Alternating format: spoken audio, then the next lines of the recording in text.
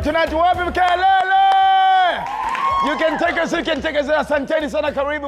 And of course, we are almost heading towards the end of the year. And of course, welcome to Kenya's #1 comedy talk show. This is Dr. Fred tonight.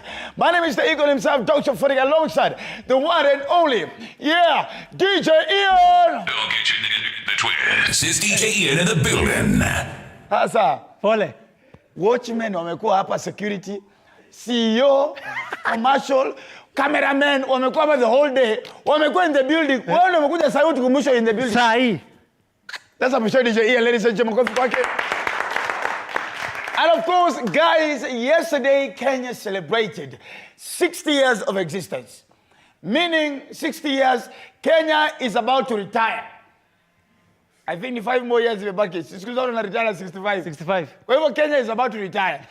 So tukifikia in the next 5 years kila mtu anakatiwa pati yake. Shwa. Wewe unatoka uamua kama unaenda Uganda, kama unaenda Somalia, kama unaenda Tanzania, kila mtu anakatiwa pati yake. But Kenya, yes, Kenya is about to become a full old man.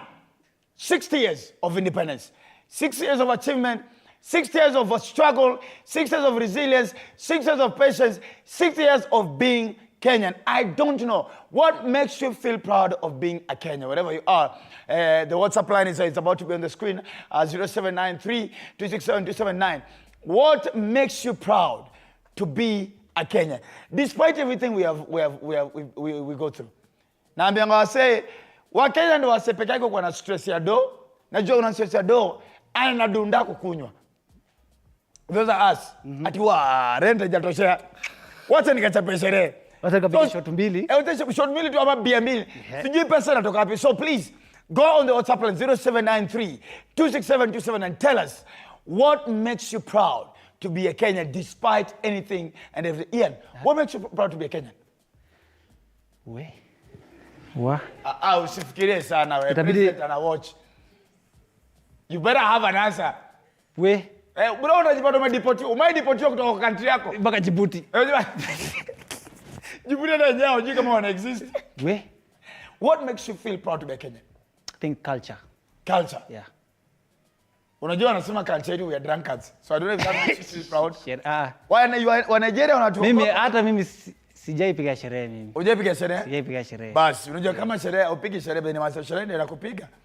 Hata inipigi. Either way you're not running away. Mimi na sherehe.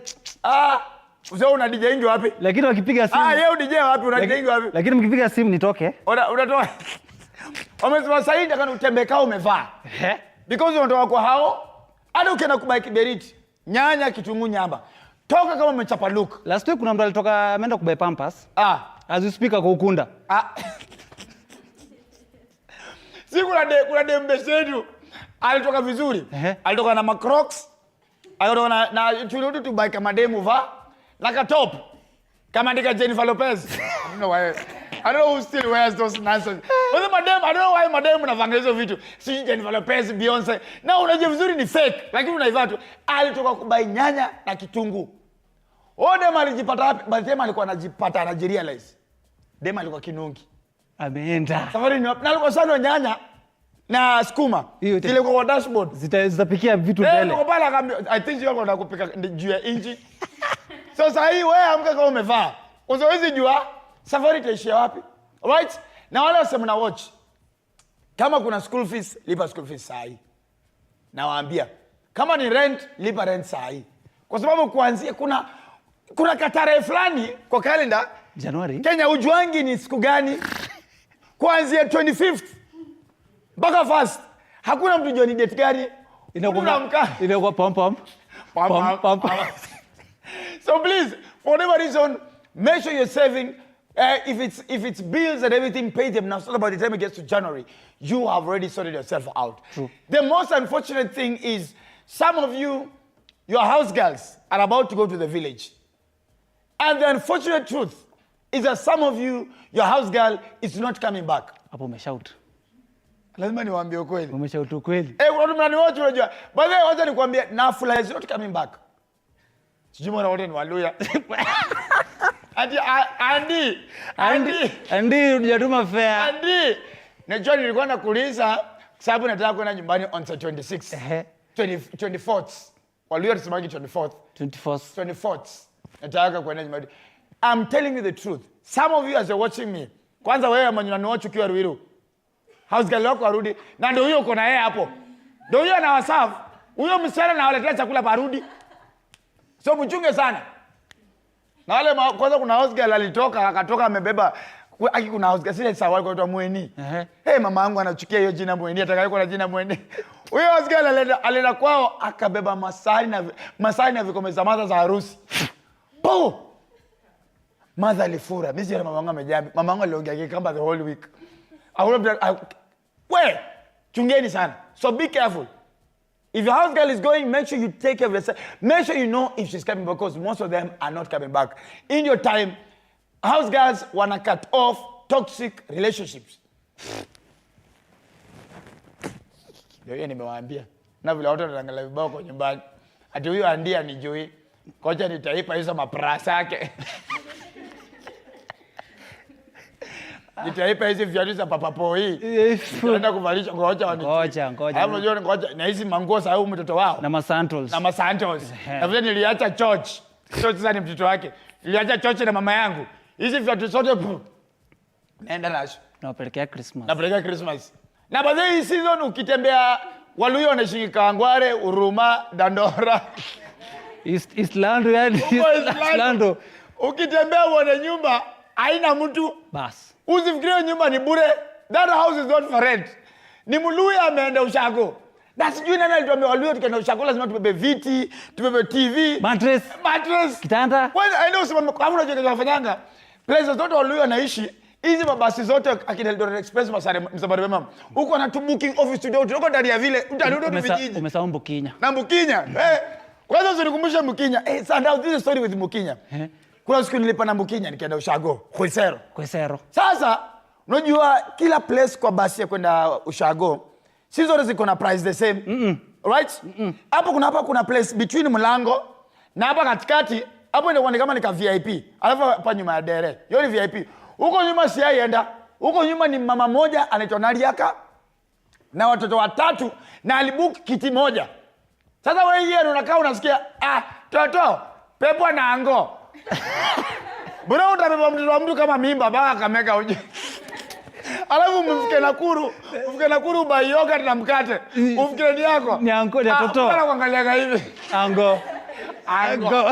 Ango kwani ushipi. Sasa shida ni moja. Kuna siku budangu alinilipia pale mbele kabisa. Unajua ni wapi? Sasa watoto wadogo tunagonga kale ka engine. Bro, is the reason why nimekonda. Ilichoma mafuta. Hiyo engine ni moto. Na zinakuanga moto. Nilikaleo engine kutoka country bus. Machakos. Mpaka Kakamega Masine Muliro. Sitawahi sahau. Nilichomeka yangu yote. Mifupa hapa wanasikia karibu wasikie nyama choma huko imechomeka. Supu tu ilikuwa inanuka. Sitawahi jaribu. The reason why I work hard is that I never have to get into those buses ever again. Hapo kuna harufu ile kongojo. Bro, wewe tumika ku book space. Basi, hii mjui nyinyi. Kuna harufu. Budako anaona hapa hakuna space ya kupita. Hakuna. Sababu sana hang. Bro unachukuliwa hivi na budako unapitishwa kwa dirisha. Tokea nje hapo. Hapana, unaiko nani kubukiti. So na budako apitie mlango sasa. So unapitishwa kwa dirisha. Wewe unajua ni cool kid. Wewe hujajua unajua hizi vitu. Pole. Sorry. Naona watu kwa TV. Ndio vibaya. Nasikia ni kama naweza lia. Well, ladies and gentlemen, tonight we're going to be having tonight's show is more of an easy one. Of course, we'll be doing a recap of how 2023 has been. But before we get, of course, we'll be hosting one of the fastest rising gospel artists, female gospel artists right now. Agim Gid, of course, is going to be at the show. And apart from that, there's a young man who we showed you a video of him dancing with the father. Of course, on TikTok, we shall also be having, later on as we get online with them, we shall be getting to have an online conversation with the son and the father. But before that, the trending topics of the week, as I said yesterday, was the 60th Independence Day for this great Republic of Kenya. And of course, a few of my colleagues in the industry were actually honored by the President, Dr. William Samoei Ruto. And of course, that was Keta Cress is there, Eddie Butita is there, and of course, Jackie Awinja, a.k.a. Jackie, Awinja. Ayman. Yes, so, Now, well, they were awarded, wakapatiwa hizo burning spear. Walipewa burning spear. Sasa mtu amejam, amefura the whole time. Ni nani? Edwin Sifuna, the Senator of Nairobi, karibu analia. Jina yangu ilikuwa, jina ikato. I still want the government to explain to us. If easy awards, kuna kitu zinaongezanga kwa? Does it come with any benefits? Naget, because mimi, honestly, I think I'm okay just being called Dr. OFWENEKE and being celebrated for supporting artists and, you know, inataka nijue hii OGW wanaekanga kwa nini? Hii OGW inakujanga na mshahara, kuna allowance, kuna zawadi ya pesa, at DJ Ian OGW. Iko na kauzito gani? Does it, is it diplomatic? Does it come with any benefits? I think some that, and I think next year when we come back, we need to ask, I guess, somebody from the Ministry of Interior, to explain to us what are the benefits of these awards. But either way, congratulations to my counterparts, congratulations to Keta Chris, congratulations to Jackie, and of course, congratulations to Eddie Butita as well. Topic game of coffee. Let's clap for them, ladies. Yes. So today we're doing a recap. How has the year been? What are the incidents that have been happening this year? What made you, what interested you, what didn't interest you so far? So of course, that's what we'll be going through. But of course, ladies and gentlemen, just in case the word on the street is ready, as usual, we want on the street. All right, so we shall be getting it later on, and of course, even as we get through those the father and the son as well. Ian, what really stood out for you this year? Ian, what stood out for you this year? A lot. A lot. I want to go through WhatsApp. So we're able to get. Atauna kitu stand out this year? Nasema a lot. Like one of them, what are you celebrating? Hey. Niliitwa Ankona, mtusuko anajua ndaitwa Ankona sorry, si ulikatadema kutango. Hapana. Si. Nimesikia ni kama ulikatadema kapata ni watu ni one of the last people nilikuwa na expect and when it was uncle. I was shocked. So now you are an uncle? Huyo mtoto ako serious? Ako serious sana. Mtu ako serious awe ndio uncle? Sana. Oh my God. That was a shocker for me. Na wewe mwenyewe? So vile na show leo ni recap, guys. Show leo ni recap. Hapana, lazima tujue. Lazima tujue ni achievement gani this year that umekuwa nayo. What achievements have you? Wewe una celebrate nini hii mwaka? Before as you get it, what are you celebrating this year? I joined Cape Media. That was a tupige makofi, that was a big blessing. That is a very beautiful achievement. Yeah. Tuangalia unaona wewe peke yako ndio. Lazima Dr. OFWENEKE unachomea Waluya bana. I'm proud to be born in Kenya and above all being Kenyan by nature. Huyo ni nani? Anajua jina. Mose Lok Oliana. All right. As my head Dr. OFWENEKE ni Justo from Pipeline. What makes me proud to be a Kenyan is because we have a wewe wacha mambo yako wewe. As this year manze vitu zimenenda segemenege manze bana ni Abdul Tunin from Theka. Sikia mtu ametumia maneno ngumu kama hizo ujue ni ukweli. Mama umenege msegemenege. Azima mimi na celebrate Kenya vile tu tuko na freedom Watching from Kangei, I'm my biggest fan. Na muni wish happy birthday. Ebu weke watu happy birthday. Ni vile tu kuna hapa Dorime na mademo wakizungana nini. Anasema aje pale, let me see. Mzee Ozunga nasikiza show nikiwa hapa Teso. Huyu sasa anafikiria niko chemba. Huyu anafikiria niko radio saa hii. Anasema Jemo James once again representing from Githurai 45, bigger people sana. Mambo za OFWENEKE na kane. Wewe ona uni mwanaume ananiambia mambo za OFWENEKE. Ama ananiweka na ulimi wewe.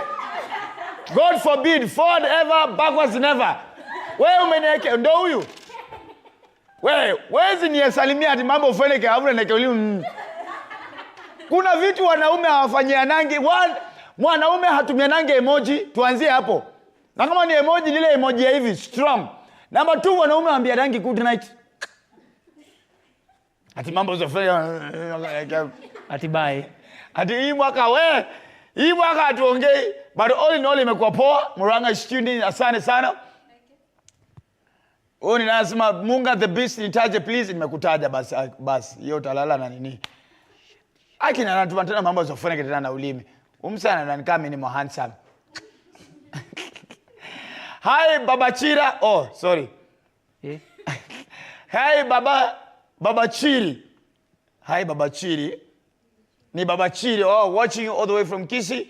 Asante sana as well. So ladies and gentlemen, keep on sending. What are you celebrating this year? What made this year worth it for you? What made this year worth it for you? Ladies and gentlemen, of course, live on Dr. Ferret tonight. We shall see you after show. But when we come back, we're coming live, of course, with one of the fastest rising gospel artists, ladies and gentlemen, the one and only Agi Mugendi, live on the show. We'll see you after short break. Makofi, ladies and gentlemen. Nipe kitu hapo.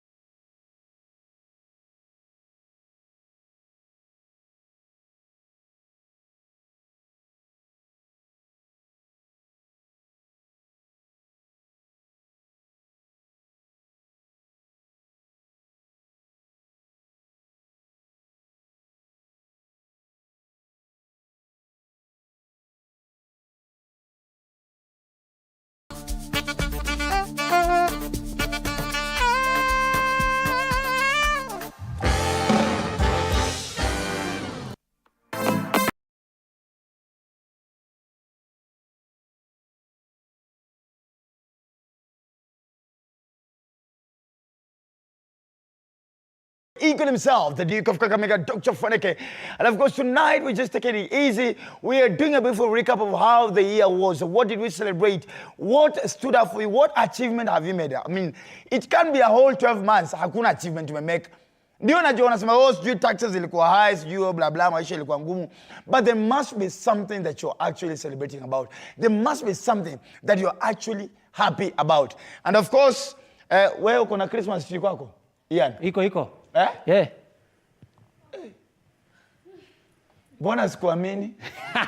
Iko by the way. Hakuna bachelor kuna Christmas tree unabaia nani? Kama Didiero huko nyuma ana Christmas tree. Ni mti ilikuwa hapo nje imezubaa. Yaani, ati mti ilikuwa hapo nje imezubaa. I don't know alituambia and I think I am actually angry because I think as Kenyans we are losing our culture. Kuna vitu tuko tunafanya wakati wa Christmas. Sasa nini unaona? Hauna ukweli hauna Christmas tree. Yosi behavior ya mtu akona Christmas tree. Mtu yote anaishi watu wa Christmas tree ni Karen, Runda, Lavington. Au Kilimani washo hawezi kuwa na Christmas tree. Una vile watu wa Kilimani wameshanga hapo. Christmas tree ni wasewa huko. Sisi tunabai nguo za Christmas, hiyo ndo substitution. Mnaenda Christmas shule, mnaenda church, Christmas day mnapata nyote mnakaa uniform Sunday school. Kila mtu alibai nguo the same. My God. Bado mnamademu bado wanabai nguo za Beyonce na Jennifer Lopez.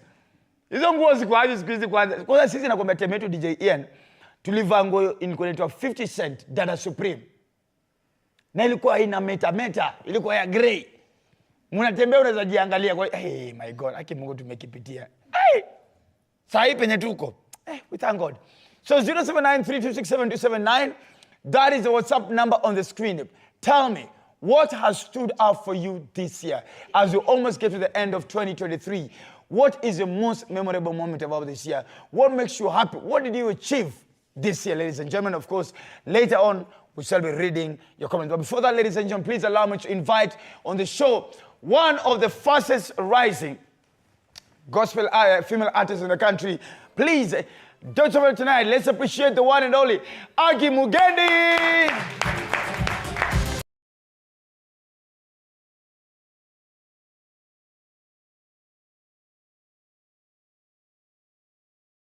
Welcome on the show. Welcome.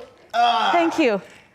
Karibu sana. Asante. Uko sawa? Kabisa. Hey, nakwambia, I can't remember the last time I said fastest rising female gospel artist. Wow. Kwa sababu watu wajakuwa kiimba. I've realized the whole industry mademo wote wale wamo get into marriage na wakaacha kuimba. Sijui kama marriage ile kila anointing. Sasa wewe ndio umebaki. Really? Yeah. Tell me about your journey. How long have you been in the industry? Professionally since 2011. Professionally? Yes. Before that? Nilikuwa kwa church, nikiimba. From Sunday school, literally. Wow, church gani? Yes. Sunday school, I was in my dad's church. I'm actually a pastor's kid. So my dad has been a bishop. Mimi nimegrow church. Wanasema pastor's kid ndio wabaya. Hebu ni kweli. Mimi ni ule mzuri. Hapana, no, mimi ni mzuri. Pastor's kid ndio wabaya kabisa. Number 2, mimi vile nimeona pastor's kid kwanza. Kwanza ni vichwa ngumu. Number 2, wanaona ngao make it. You know my dad is a pastor. Baba yangu ndio bishop wa church. Which church is that? CCA. CCA iko wapi? Huwezi jua. Haiko huko Nairobi kwa Ushago. Iko Ushago. Anaitwa Bishop nani? Bishop Nelson Marimu. Of course, Bishop Nelson Marimu, of course, yes. I celebrate, I appreciate you, sir. And of course, all the congregants that are watching there. Thank you. So that's where you started singing? Yes, so I've sung all my life, as long as I can remember. Wow. So while my dad was preaching, I was the girl who was singing and leading praise and worship in church. Kuna day ulitoka church kufika home, buda wako akauliza what was that you were singing? I didn't feel you in the spirit today. No. No, because unajua hiyo church, let me put it this way, hawako wameingia kwa Hakuwa na hiyo spirit mingi. It's religion. Haina unaijo. Fire devil will chew you. No, Shetani tunakutafuna. No, that haikuwa na hiyo. Ilikuwa tu ile mtaratara tu. You know the way procedures from here tunapiga magoti, tunasimama, yani hivyo. So hakukuwa na hizo. My dad was always so proud of me. So I think that most of the time ningeiva vibaya angeniambia. Kuna day ungefeel unaimba vibaya. Yeah. Leo nimeimba na flesh. No. And then tulikuwa na ufala ingine hapo ya utoto. When everybody's rising up to be a singer. So there was competition. Someone inaendelea, alafu all of a sudden mtu anatokea na songs. Yuko unajua chachika hiyo. Hizo ni chaches. Kakamega tulikuwa na hiyo tabia. Katikati ya someone tu, yani mwimbaji ametokea tu somewhere in the congregation na kaeka tu wimbo. So we used to have that kind of. Ametoka wimbo. Ngoja hiyo una time sasa ingine. So ulimabaka high school? Yeah, so I've sung in choirs, I've sung all over. Wow. Yes, I was just singing. And I wasn't missing anything. Wakati umetoka high school umeingia sasa youth church. Kwa sasa unajua temba uko deep kwa ministry, uko deep kwa una serve God. Ulikuwa na Charlie? Yep. Pia alikuwa hapo youth pastor? No. Kwa church. I was not there because number one, my mom alikuwa mkali. My mom, yani ile ukali ya military. So ile tulikuwa tunamuogopa, unaweza imagine tu. Hata ukifikiria tu Charlie. So ukaribu fall in love lakini unafikiria wewe. Unasema yani ni kama madhe atajua. She was so alikuwa hivyo. Yani ungeimagine anaweza read your mind. So hata ukiandikiwa, those two letters boys used to write alafu wanaingiza kwa kitabu. Ukipata hivi, yani unakimbia nayo kwa madhe kama umetetemeka yako yote. Unapata ndio unapelekea mama? Cause the fear of akijua mimi nimedai. Na sasa ukimpelekea anasoma? Anasoma na bado utapigiwa bakele, utachapwa on top of that. Kwa nini boys wanakuandikia barua? Unajua hao siku hizo wana DMiana. Yeah, I know. I know. Hey, let's meet at Quiver. Na already by Quiver your time Ian wewe umespinuko huyu amekutana leo amedmiana leo. Sisi ni kwa whole process. Yeah. I don't know who lied to us in high school we were dating. When we were just seeing each other 3 times a year. Barua. April, August and December. Atoje mimi na date. Demu yako kwa wapi? Demu yako kwa Kajinga hai. Mimi nilibambika na ati unalamba stamp ndio. Ndio, yeah. Alafu na ya perfume. Ndio. Ulikuwa na perfume. Sika ulikuwa na Miss. Bas, that one. Unakafanya. Alafu na wewe demu ukipata hiyo barua wakundu na inusa kwanza. Wewe ulifanya hivi vitu. Ndio jo unapendwa. Sasa wewe ni mkubwa. And my father watch. Oh my goodness. He's not watching, so it's fine. Is there any point whereby you felt like you are missing this other side of the world, the fun, the sherehe? What mloi feel hapana? Yeah. I'm growing up, I'm a youth. Lazima niende dunda. I tried. Miaka ngapi? Si miaka. You're like, yeah, by the way. Yeah, I tried, really, because ilifika point, nimetoka high school, here I am, nimejoin college, so the freedom is there, madhea yuko, fadhea yuko. So I was like, why not? You know? Let's do this. Yeah, let's do this. When huyo na heels? Nikajaribu one time, it didn't work out. Mara moja tu? Yeah. This life is not for me. Tuambie siri ni nini? Tuambie siri. So do you remember the club that you went to? No, it wasn't a club. Ilikuwa disco matanga. Na ndo ulijaribu ikakuwa ngumu. It was tough by the Wewe usicheke ni serious. We are blaming the person who died. What is that one thing that made you're like when you go home you're like, you know what, this is not me and this is not my path? Number one, the fear that I had to deal with. Yani nilikuwa nimepanic the whole time. Ni matanga, matanga forever. Mother zepe kwa matanga. Si wacha nikwambie, home kwetu curfew ilikuwa ni 5. Hiyo 5:10 umetoka wapi? Kama ni matanga wewe sio priest na wewe sio wewe si mkufi. Wewe si mkufi, unafanya nini usiku? We were not allowed to. So yeah, the music was so good. Yani, the music was good. I'm like, you tell me kwa ngoma gani? So nikahepa na ilikuwa ni Franco. Franco. Yeah, ilikuwa imeshika by the way. Ole na matanga nikahepa na my brothers na cousin yangu tukaenda disco matanga. Oh, you don't want to hear the rest of the story. I have the time. I have the time. You know. Ulichapa drink? No, sikuchapa drink. The problem was, unajua saa hizo that time hakukuwa na stima, walikuwa natumia generator, so stima iko imefika. So at one point generator ikaisha mafuta. Katikati ya matanga? Yes, katikati ya matanga, katikati ya disco. Wacha generator ishe mafuta, darkness, sure. Na hapo nilikuwa nimekuja na my 2 brothers na kazini yangu. So unajua vile yani kila mtu alikuwa anakimbia. But I think sasa pia then boys wamespot wale wademu wameona. Sasa na mbona kimbia kwa kile unashika mtu amekushika hapa, the fear, my goodness. Kuna mtu alikugrab nyash? Hapana. But you see, you're also trying to grab somebody. No, ile matanga endelea mimi nakufa na hizi. No, but I was lucky my brothers were there. So yeah. Wapi pia walikuwa wanakuja kugrab nyash? No, vile stima ilipotea, they knew they have to look for me. Otherwise they'll be in trouble. Hata ingia home bila mimi. Matanga next ingekuwa ni hao. Sasa ilibidi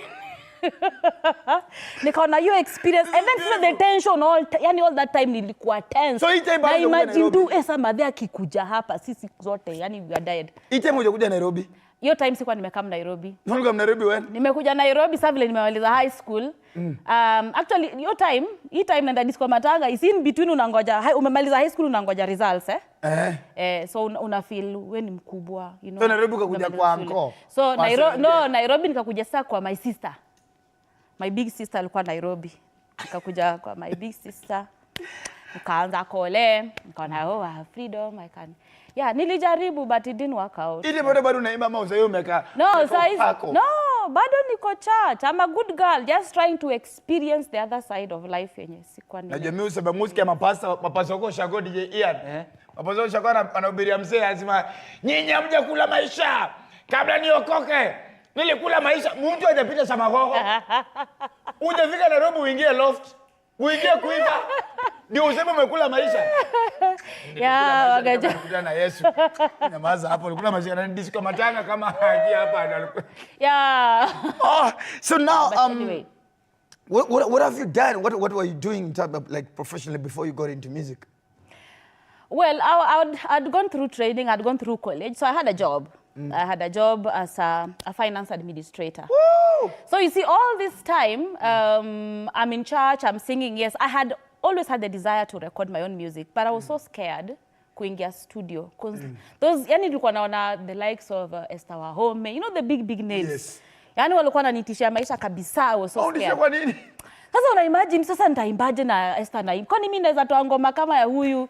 Will I even make it? Unaona? Yani kafia tu ilikuwa imenisumbua. So anyway, 2011 a friend of mine pushes me to the studio. And wewe umeimba hii kitu for too long, twende. Ingia ndani studio ndio hii. Nikapata na producer mpoa sana. I was as nervous as hell itself, believe me. Nilikuwa nimeshtuka yangu yote. Ngoro pale zile. Sauti ya hicho. Ulitry kurap. Apparently every artist tried rapping. Check. 1 2 1 2. Ninakuja na my boo. Nimekuja number 2. Nimekuja na ubaya. Wewe na ubaya. Ndio hiyo ubaya sikuwa nayo. Wewe unakuja Sikuwa na hiyo ubaya. Hivi nikuja na kitabu yangu imejaa songs nimeandika sijui tangu. Kutoka high school. Kutoka high school nimekuja nayo. Which is the first ever track, your first ever song? As long as you're not looking for it. Inaitwa Unatawala. Usitafute. Hiyo ndio tafuta personally nilichoza. Usijaribu. Usijaribu. So I did my first album in 2011. Wow. Yeah. Unatawala. Wow, I never listened to it. Siwezi hata. I can't. Siwezi. It's been a journey, man. It's been a journey. Yeah, how bad was this? Adi album yake kwanza hizi sikiza. Usijaribu kutafuta. Wacha nitafute. Huwezi pata. Tupate wiki. Hebu ingia YouTube. Tupate wiki. Agi Utawala. Unatawala. Unatawala. But anyway. It's my testimony. Who is this one artist that you're always looking at that time or now that you're like, you know what, I want to touch lives and do music like that person? You know, growing up, I grew up with Mary Atieno songs. Woo! Believe me, that lady blessed my life. Oh, this generation. She's the one who, I drew my passion and, the love for music from her. And I've always wanted to maintain, because she's done music for posterity. Even if you listen to those songs today, they're still as powerful as they were then. Na kuna ngoma moja mpenda yake ya ilikuwa kijaka. Sijui nini Nyasaye nyalo timo du tote Nyasaye nyalo timo you guys will never understand. Now, Mary Atieno. Yes. I don't know who you guys consider as the biggest gospel artist sai. Since you could grow, that was the woman. She's blind, eh? She cannot see. I think she's a teacher at Buruburu Girls. Yes, she is. Her mother alikuwa the biggest on her own. In fact, akina Mary Atieno na akina Emikoske, akina Emikoske na Esther Woman walikuwa wanakujanga chini yake. Yeah. Yeye alikuwa akishaanza akifanyanga hivi, alikuwa anaimba akifanya hivi. Naingia Jerusalem. Hey, Mary, aki mom, wherever you are, if you can host you on the show. Hey, did you ever nitafutia namba ya Mary Atieno? Ngoma gani nyingine? Bas, nyinyi mnajua hao wanacheza kwa club siku hizi. Gani hiyo? Song they know. Adamu na Eva. Yes. Unaona kwendeni walevi nyinyi. Kama si club mngejua. Tafuta ngoma alikuwa Adamu na Eva walitumwa damu ya si. Hapo bwanake alikuwa anatoa hapo nyuma. Hebu kamera ni nini? Bwanake alikuwa anatoa hapo nyuma anafanya hivi. Alikuwa Tomo Minde.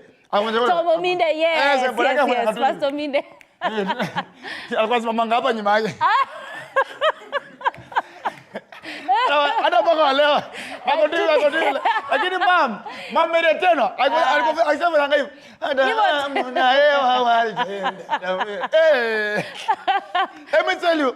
Mary Atieno did, I think she did the most cheapest videos ever. Because camera is songi. By the way, it's true. The camera does not move. Hapo na ni hapo. So ilikuwa wacha ni sit kuna shine. Yeah. Hapa ya gospel. Yes. No time kuna Joy Bringers. Oh yes, Joy Bringers. Oh my God. Yes, Joy Bringers. So Esther Home amevaa miwani kubwa zimefunika mpaka forehead. Wait, kwa mpole. We need to call these ladies and just celebrate them on the show. We need to do that. Yeah. So Mary Atieno, she inspired you. Yes, she did. Have you ever met her? Yes, I did. I met her a few years back. How did it feel? Oh my goodness. When I met Mary Atieno, I'd just released the first album. And I was feeling so good about myself. I felt that, hey, I finally did it. Unatawala. Yeah, so when I met her, and I told her my desire, how I admired her, and we talked. I felt so good. So she asked me for one song that she may listen to one of my songs. My goodness. So when she listened, oh no.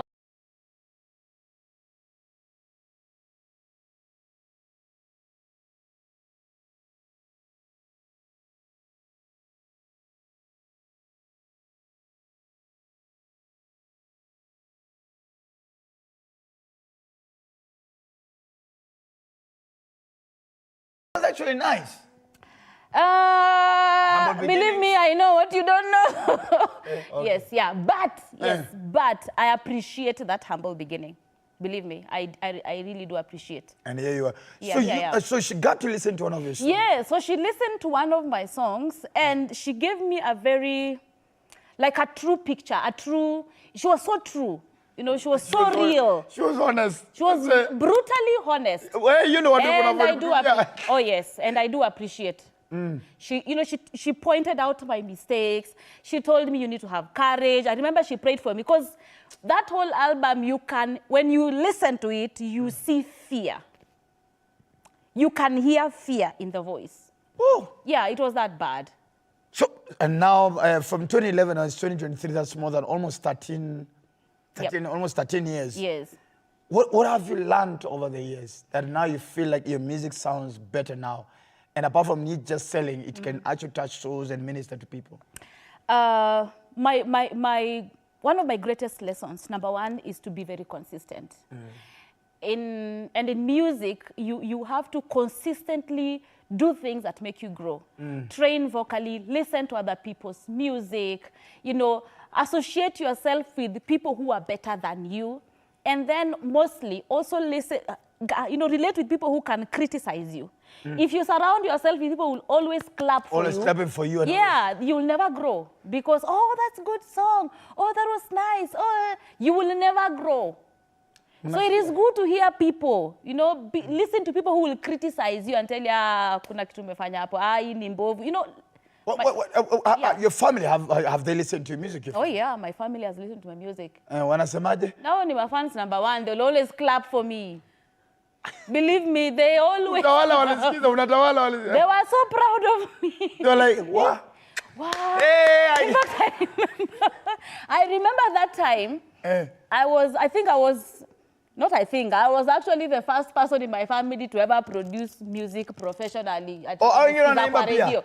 Yeah, I have 4 others of my cousins and sister who also sing. They're also singing professional music right now. But I was the first one, and they clapped for me through that whole album. But I could listen, and I'm like, no, I don't want to hear. I switch it off. Woo! Yep. So this is such a beautiful story. So now allow me to ask. Yes. Because for some reason I'm saying this because my very good brother Didiero is behind the camera there, and him and I have been part of the gospel industry for the longest time, seeing it grow. When the likes of Bahati, Willie Paul, Benachi, when they were coming up as young men, and we were there, bringing them in and showing them way, and and all of a sudden, at some point, the gospel ministry industry just went silent. Sadly, yeah. What do you think happened? I think it was just a season of, if I may say, when the foundations are shaken. Okay, when the foundations are shaken, those who don't have a strong foundation are likely to fall. Okay. Okay, the strong will stand. So at one point, the foundations have to be shaken. To separate the good. To separate yeah, exactly. So when the foundations are shaken, and I think that is exactly what happened. But I know even those who fell off, it's a learning season. It's a season where they have to learn the other side. Before you can actually rise up and dust yourself, you must have licked the ground, at least. Utaanguka, but you will still rise up if you're willing to rise up. So for me, that's what I believe. That's what happened, that the gospel industry was shaken. Because I know at that time, my goodness. It's just a wake-up. We had the biggest, the 2 biggest award ceremonies in the whole country. Oh, yeah. Groove and, of course, Mafaka Awards by Didiero. Then all the charts on radio and TV. Remember that time I was at Milele FM at that time. And we would only play, gospel music were the ones which were being played most. And that's what guys used to request most. Yeah. In clubs, DJs like Ian would only play, gospel music what would get guys up. Yeah. Sahi nafika point yani ni secular artist wanaimba gospel. Akina Hate Band, akina BN. Yeah. And I'm like, oh my goodness, how did we get to this point? We are coming back. Good. We are coming back, and we are coming back with a card. When I look at the likes of you, and I look at the likes of Pitson and Karura Voices, and Guardian Angel was really stood firm in ministry, I think probably we still have hope. Yes, we have hope. We have hope. There are so many. And what I've also discovered, there are so many gospel musicians out there that are just waiting to be discovered. They're just waiting to, pop up. Nice one. Yeah. Let's talk about, you are an advocate for sickle cell anemia. Oh, yes. Let's talk about it. Yeah, I have a son. My last born son, he's now 12 years, was born with sickle cell anemia. So we've had to walk through this journey of sickle cell all these years. Very gruesome. Sickle cell is a menace. It is bad. It is bad. Yeah, sickle cell can really drain you. So, but by the grace of God, almost 3 years ago, we went through bone marrow transplant in India. Wow. And now he's sickle cell free. Ooh. So, hallelujah. That is amen. Glory to God. So out of this experience, we just felt the burden that we need to encourage other parents who are going through the same thing. We call them sickle cell warriors. tushikilie hapo. They're warriors. Ladies and gentlemen, we are having such a beautiful, beautiful conversation.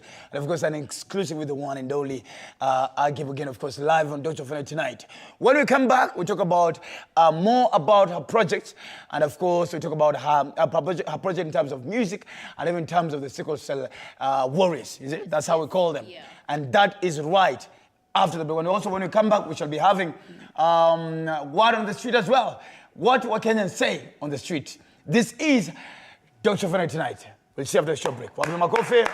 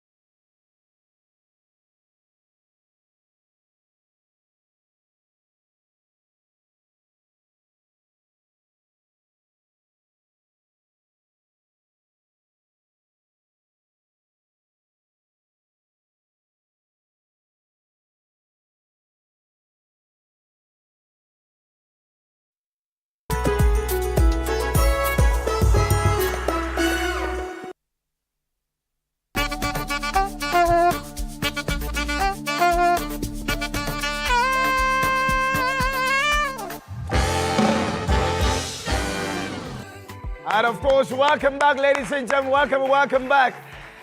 This is Dr. Ofweneke tonight, Kenya's #1 comedy talk show. My name is the Eagle himself, the Duke of Kakamega. Dr. Ofweneke is my name. Alongside a beautiful story, a beautiful exclusive with the one and only Agi Mugeni live on the show. Mom, before I release you, before we went on a break, you were telling me about the sickle cell warriors. Yes. And of course, and I'm really happy to hear that, of course, the young man is now okay. Yeah. I can't imagine how tough it is in terms of financially, psychologically, emotionally to just go through that whole process of the whole operation and the transplant. Yeah. How hard is it? I mean, apparently it's not that hard. It's just an expensive process. And of course, India makes it look very easy.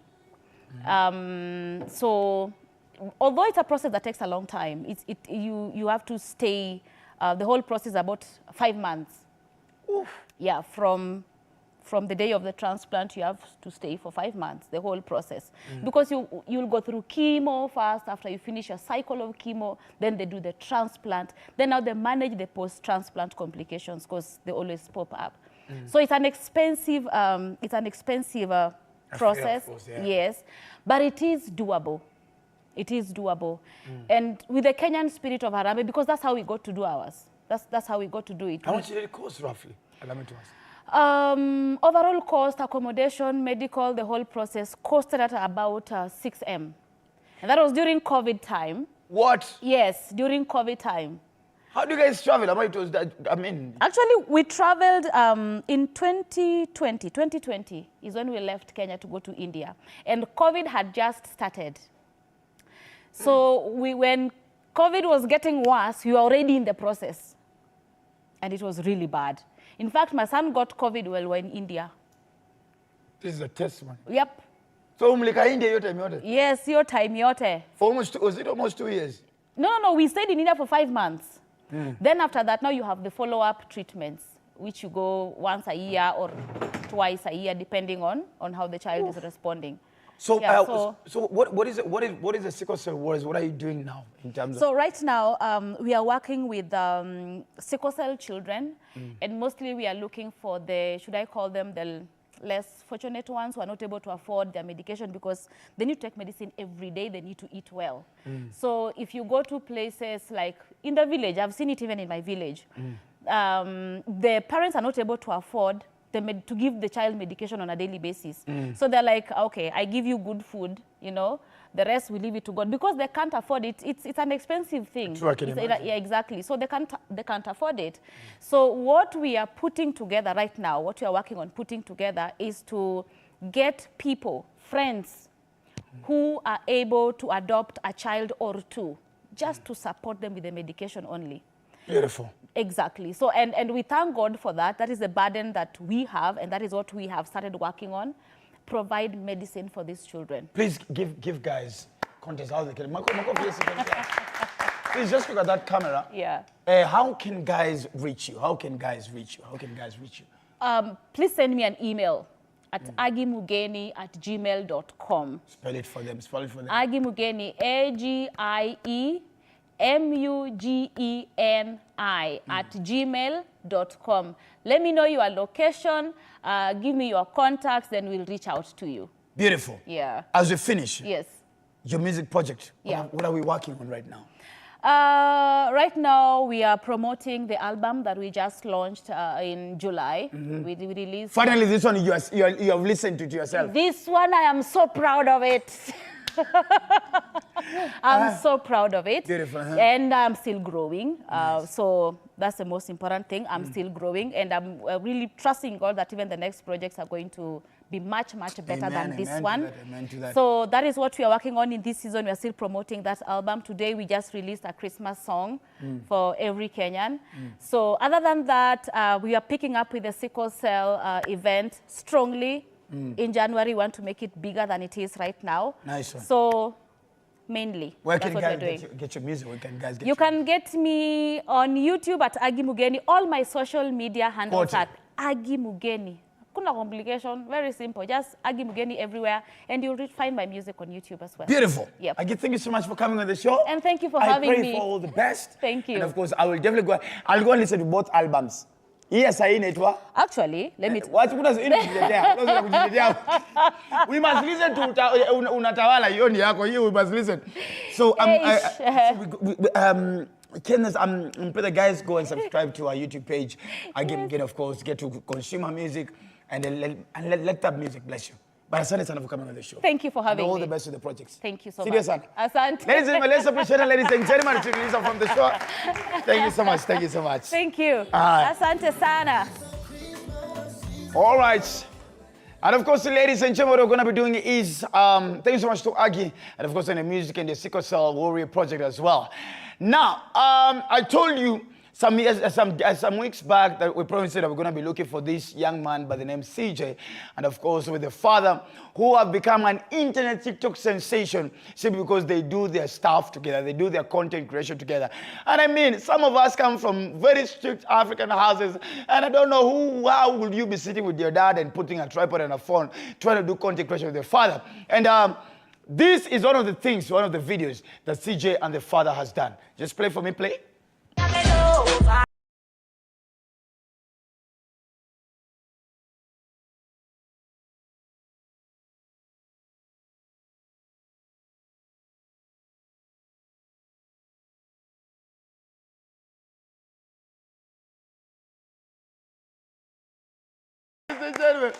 So they are already on the line. They're already on the line. We shall be linking up with the father and the son in the next few. But before we do that, ladies and gentlemen, of course, as usual, we are going to the streets. And of course, we want to know what is the, of course, I am being told actually the link is ready. All right, so ladies and gentlemen, let's appreciate CJ.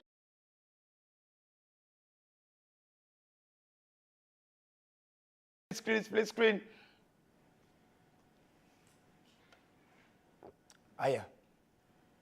Mambo ya internet. Aya, as we try to get them on the screen, ladies and gentlemen, let's go on the streets. And this is what on the streets.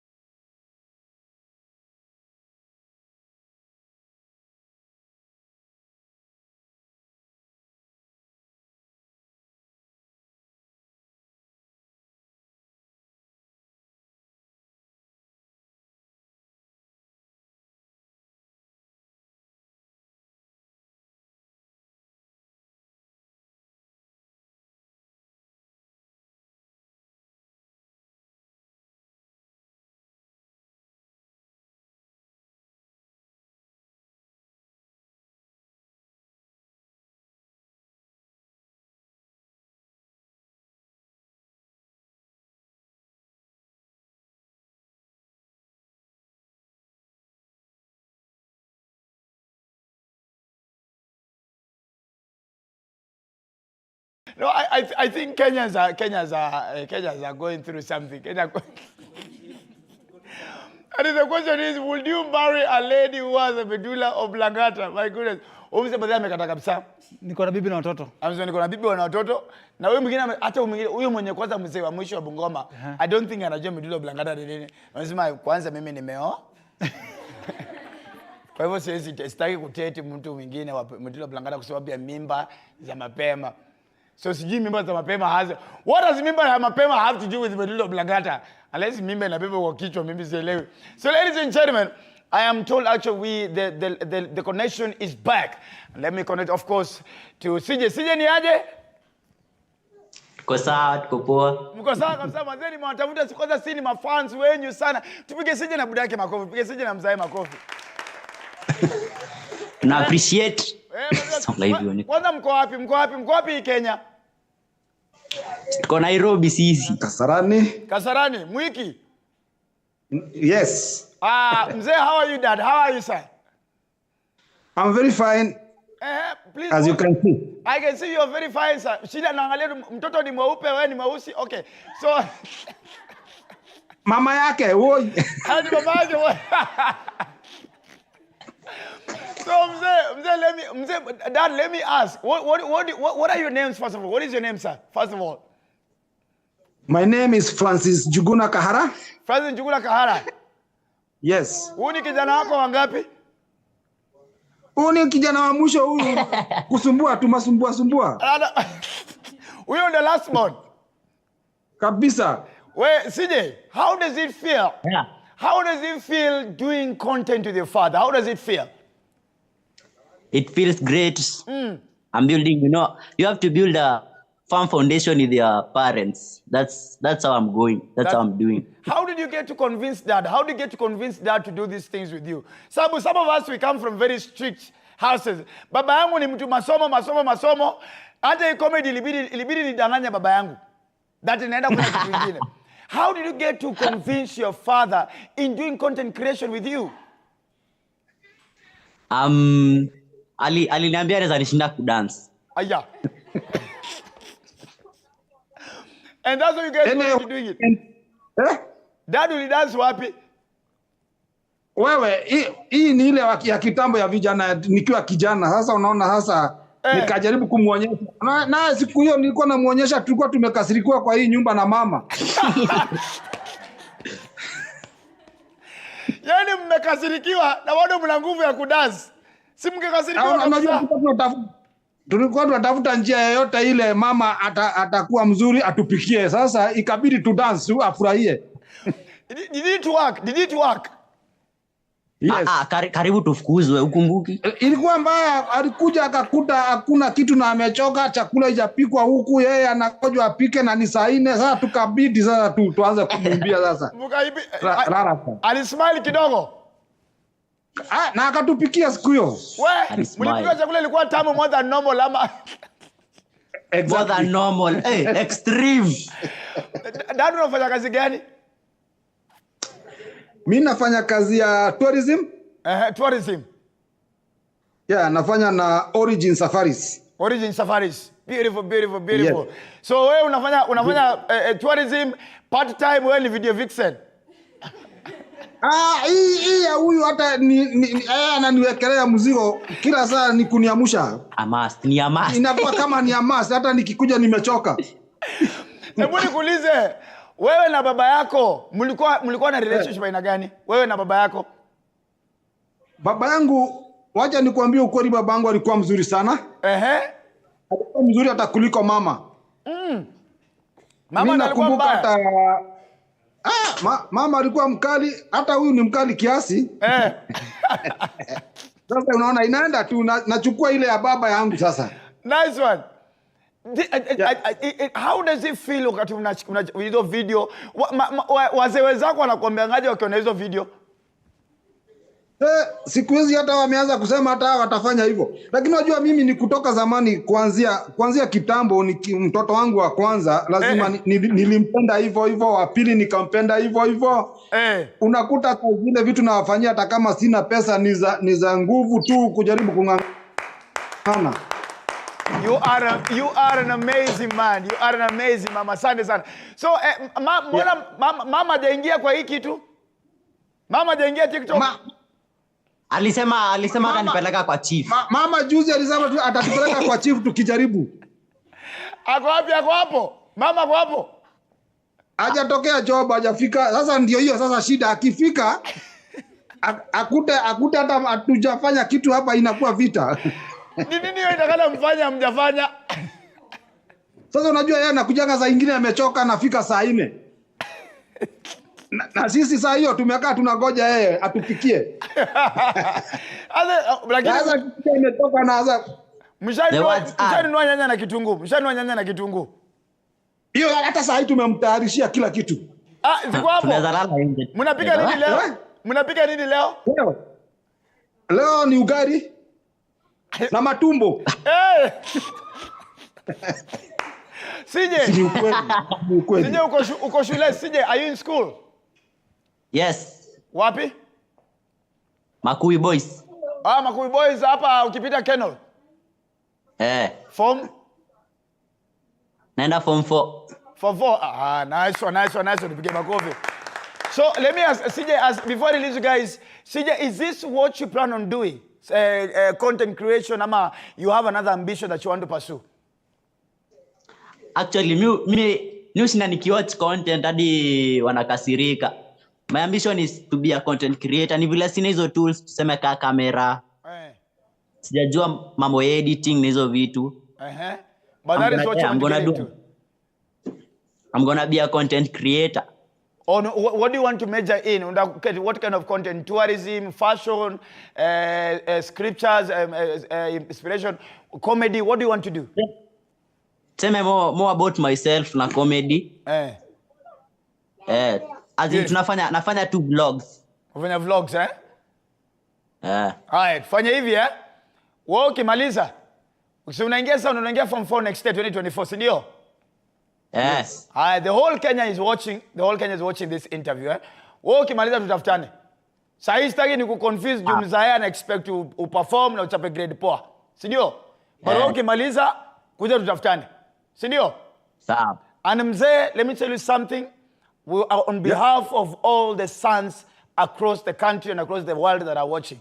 What you're doing is out of the ordinary. May God bless you. The passion you have in supporting your son in what he's doing, we don't take it for granted. Yes. You are the father of the year. Kabisa, thanks. Mimi nikikaa hivi, dad, mimi nimefanya wakili. Mimi ni wakili, hiyo tu nilisomea. Lakini mzee alinisupport comedy. Na ulikuwa imenilisha miaka 15 sasa. Nimezunguka dunia, Amerika, Afrika, Europe na hii comedy. Basi hata yeye nataka aendelee apande juu kabisa. Asante sana dada. Mungu akubariki sana, si ndio? Amina. Wacha niwaachilie mkakate vitunguu na nyanya, msipate hapa na matumbo zenyu. Thank you. Have a good night. Salimia mama. Have a good night. Tupige makofi ladies and gentlemen. Thank you very much. Thank you so much, Sana. Oh my goodness, that was amazing. He's such an amazing man.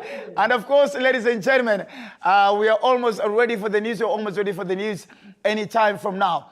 Now, next week, we'll be going through the best interviews that we had this year. So please go on WhatsApp, and of course, on our WhatsApp, tell us, ni interview gani ambayo ilikubamba sana kuanzia January mpaka sasa? 0793